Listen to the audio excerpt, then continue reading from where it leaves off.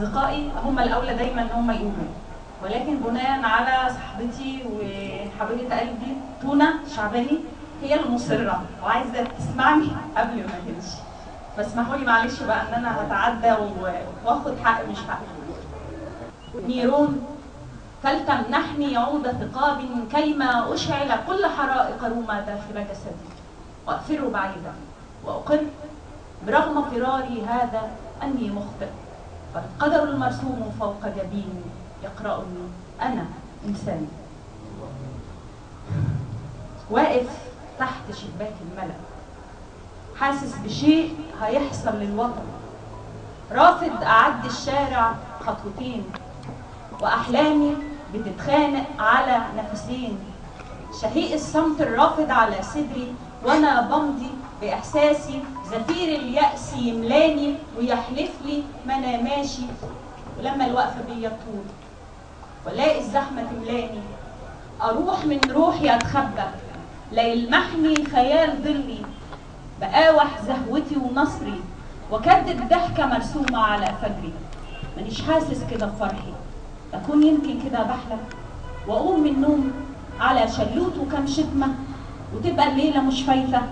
ويبقى الحلم كان صدفه ومش فاكره. الله.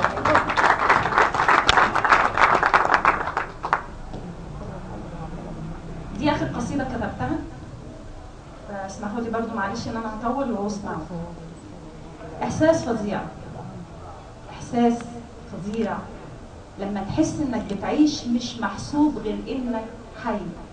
وبتثبت في بطاقتك كل الموضوع، ومفيش اصعب من انك تهرب في ساعات النوم فتقوم بدموع وهموم تتحسس جسمك، تتاكد من انك موجود، وعشان بتحاول تتكيف على الاحوال فبترسم لحياتك اهداف ومعاني جميله الاحلام قدام، وعشان تفكيرك سابقك خطوات فتشوف اكتر من المفروض والممكن، فتحاول تاني تنام تسبق فيها باحلامك احداث ومواقف وكلام اتقال ما بينك وبين اصحابك كانوا هناك وياك، في كراسي القهوه المدبوحه سكات، وفي ريحه الشيشه المليانه تمرد على بق الكلمه اللي بتجري فتعاني بدخانها المخنوق، على ضحكه في نكته وحكايه عبيطه تزعل بينكم لساعات، يجي واحد ويصالح بينكم فتدوب في ثواني كل الخلافات، تاخد نفسك وتقول يا فين ايامهم الله يرحمهم، وتحاول تاني تشد الحافل غيبوبه وتنام. شكرا.